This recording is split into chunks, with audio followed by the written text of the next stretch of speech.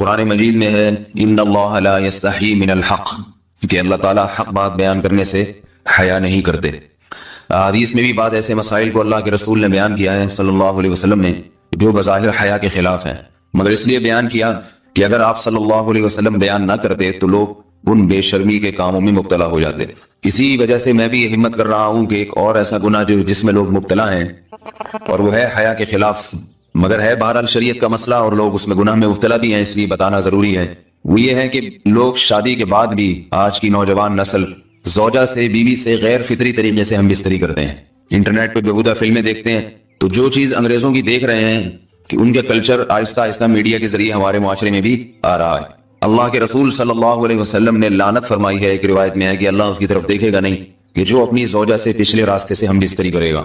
یہ بیماری بھی، یہ گندگی بھی لوگوں میں پھیلتی جا رہی ہے، خاص طور پہ جن کو لڑکوں سے بدفعلی کی عادت پڑ جائے تو وہ زوجہ سے فطری راستے سے ہم بستری نہیں کرتے۔ اللہ نے فرمایا کہ نساؤکم حرث لکم، یہ تمہاری زوجات ہیں، بیویاں ہیں، یہ نسل بڑھانے کے لیے ہیں، تو اسی راستے میں انسان اپنی خواہش کو پوری کر سکتا ہے جس راستے سے نسل بڑھتی ہے۔ اس کے علاوہ کسی اور راستے سے اپنی خواہش کو پورا کرنا یہ حرام ہے، گناہ کبیرہ ہے، گندگی ہے۔ ہمارے پاس کیسز آتے ہیں، ایک پاک دامن لڑکی کی شادی ہوتی ہے، لڑکا بھی بظاہر بڑا نیک، لیکن کیا ہے، لڑکا چونکہ ٹھرکی ہوتا ہے، شہوت کا درندہ ہوتا ہے، تو وہ یہ نہیں دیکھتا کہ میں اپنی بری خواہش مٹانے کے لیے میں اپنی زوجہ کو غیر فطری طریقے پر مجبور کیسے کر سکتا ہوں، تو مجبور کرتا ہے پھر اپنی بیوی۔ اس میں جو عورتیں زیادہ پاک دامن نہیں ہو، نیک نہ ہو، یا ان کو یہ ڈر ہو کہ طلاق ہو گئی تو ہم کہاں جائیں گے، وہ پھر اپنے شوہر کے ساتھ اسی غیر فطری طریقے پر آمادہ ہو جاتی ہیں، اور اس کا عذاب اور اس کا وبال یہ ہوتا ہے کہ کچھ دنوں میں ان کو بھی اسی کی لت پڑ جاتی ہے۔ انسان جب بھی کوئی غیر فطری راستہ اختیار کرتا ہے، آخرت کا عذاب تو بعد میں، دنیا کا عذاب یہ آتا ہے کہ پھر اس کو لذت فطرت میں آتی نہیں ہے، تو جو راستہ اللہ نے رکھا اس میں اس کو لذت نہیں آئے گی، وہ گندگی میں ہی گھسنے کی کوشش کرے گا، اس کی بھی فطرت خراب ہو جاتی ہے، اور جس کے ساتھ یہ بدفعلی کی جائے اس کی بھی فطرت خراب ہو جاتی ہے، وہ بھی پھر کسی کے قابل نہیں رہتے۔ تو اپنے جان پر رحم کرنا چاہیے۔ ہم انسان ہیں، ہم درندے نہیں ہیں، ہم گھوڑے نہیں ہیں، ہم گدھے نہیں ہیں، ہم جانور نہیں ہیں، ہم انگریز نہیں ہیں۔ انگریز نے تو حیا اور شرم کی تمام حدود کو توڑ دیا ہے، وہ تو درندے بن چکے ہیں۔ ہم تو درندے نہیں ہیں، ہم تو حلال کھاتے ہیں، پاک صاف رہنے کی کوشش کرتے ہیں، تو ہم ان کی جو کلچر دیکھ کے ہم ویسے درندے بننے کی کوشش کیوں کریں؟ تو یہ بہت بڑا وبال ہے، بہت بڑی برائی ہے جو ہمارے معاشرے میں آہستہ آہستہ جڑ پکڑتی جا رہی ہے، اور اس سے بیماریاں بھی پھیلتی ہیں۔ غیر فطری طریقہ ہے، بیماریاں بھی پھیلتی۔ ایسے کیسز آتے ہیں کہ جناب وہ مرد مجبور کر رہا ہے بیوی کو، اور وہ بیوی جو ہے ساتھ نہیں دیتی تو پھر اس کو طلاق کی دھمکیاں دیتے ہیں، ایسے کیسز بھی آتے ہیں۔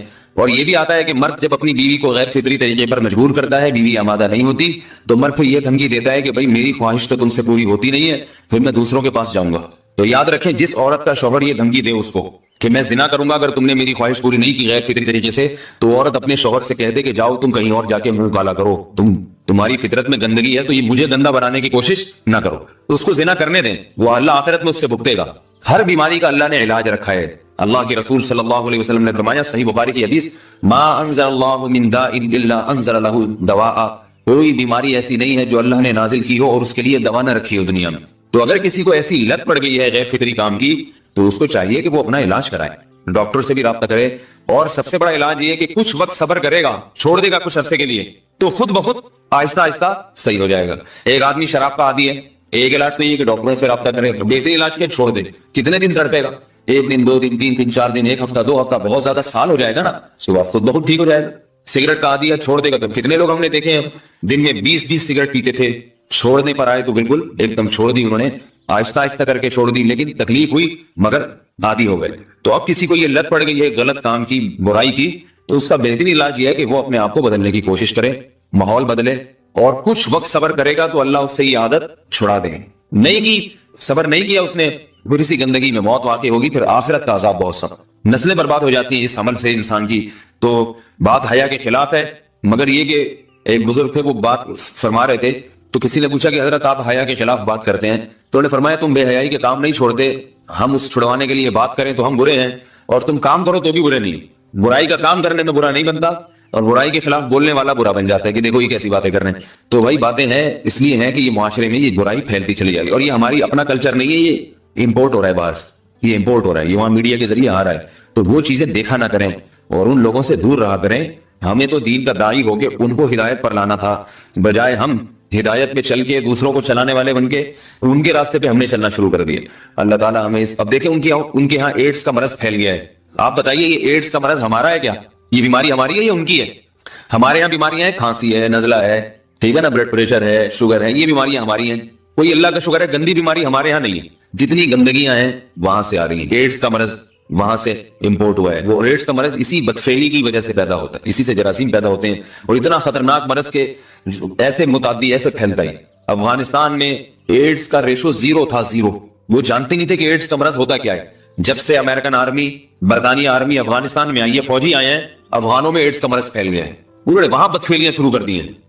تو وہ تو حالانکہ ان کے لیے زنا کتنا سستا ہے، کتنا سستا ہے نا ان کے لیے زنا، پھر بھی وہ لڑکوں کی طرف مائل ہوتے ہیں.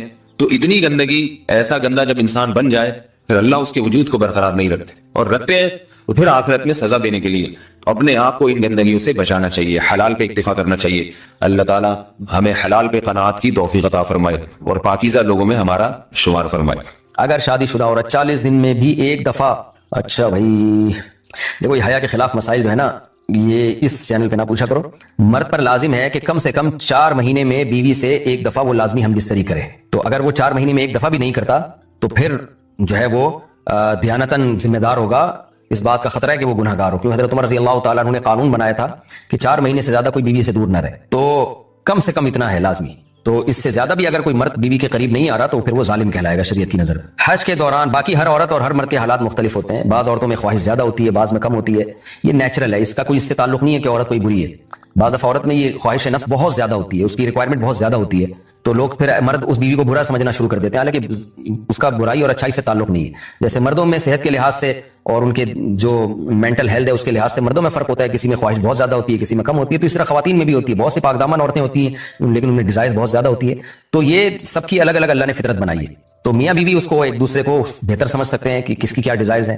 بہرحال اگر مرد میں عورت کی ڈیزائرز پوری کرنے کی طاقت نہیں ہے، عورت میں بہت زیادہ ڈیزائرز ہیں، مرد میں کم ہے، تو ایسی صورت میں عورت پھر مرد سے طلاق مانگ سکتی ہے کہ بھائی میں سیٹسفائی نہیں ہو پا رہی ہوں اور میری ریکوائرمنٹ زیادہ ہے. تو مرد اگر طلاق دے دے تو اچھی بات ہے، نہیں دے تو پھر عورت کو چاہیے اسی کے ساتھ گزارا کرے.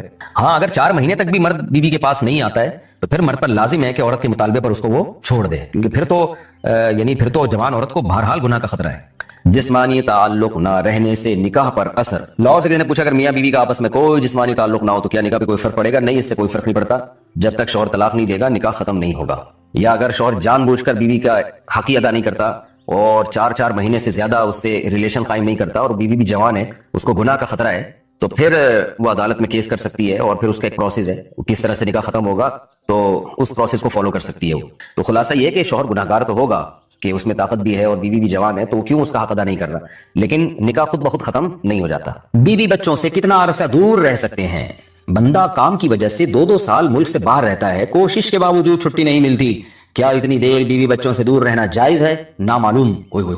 بھائی دیکھیں، ایک تو ہے حضرت عمر رضی اللہ تعالیٰ عنہ کا مشہور واقعہ ہے کہ آپ نے کچھ خواتین سے پوچھا تھا کہ عورت کتنا صبر کر سکتی ہے مرد کے بغیر، تو بعض صحابیات نے بتایا کہ 4 مہینے. تو حضرت عمر نے قانون بنایا کہ جو مجاہدین محاذ جنگ پہ لڑ رہے ہیں 4 مہینے سے زیادہ دور اپنی بیویوں سے نہیں رہ سکتے. تو اس اصول کا تقاضا یہ ہے کہ وہ زمانہ بھی پاک دامنی کا زمانہ تھا، نیک لوگ تھے، تو اصول یہی ہے کہ 4 مہینے انتہا ہے عورت کے صبر کی. تو ایک نارمل عورت کے لیے اس سے زیادہ صبر کرنا مشکل ہوتا ہے، تو اس لیے بہتر یہی ہے، قانون یہی ہے کہ 4 مہینے سے زیادہ دور نہیں رہنا چاہیے. اور قرآن نے بھی یہ حکم دیا ہے کہ اگر کوئی قسم اٹھا لے کہ بیوی کے پاس نہیں جائے گا، قسم اٹھا لے، ایسے ہی نہیں بلکہ قسم اٹھا کے، تو پھر 4 مہینے میں طلاق واقع ہو جاتی ہے. بعض فقہا کے نزدیک عورت کو طلاق کا اختیار ہو جاتا ہے عدالت کے ذریعے، بعض کے نزدیک ہو جاتی ہے طلاق. تو اس سے بھی پتہ چلتا ہے، قرآن سے بھی اشارہ ملتا ہے کہ 4 مہینے جو ہے یہ ایک انتہائی مدت ہے ایک نارمل عورت کے لیے. تو اس زمانے میں تو اس کی اہمیت اور زیادہ بڑھ گئی ہے. وجہ اس کی ہے کہ بے حیائی، موبائل، انٹرنیٹ پر بیہودہ چیزیں، یہ سب چیزیں انسان کی شہوت کو بڑھاتی ہیں، مرد کی بھی اور عورت کی بھی. تو اس لیے بھائی میں تو آپ کو مشورہ نہیں دے سکتا کہ آپ 2 سال بیوی سے دور رہیں. میں بدگمان نہیں ہو رہا، بہت سے لوگ 4 سال دور رہتے ہیں، ان کی بیویاں بھی پاک دامنی کے ساتھ زندگی گزارتی ہیں.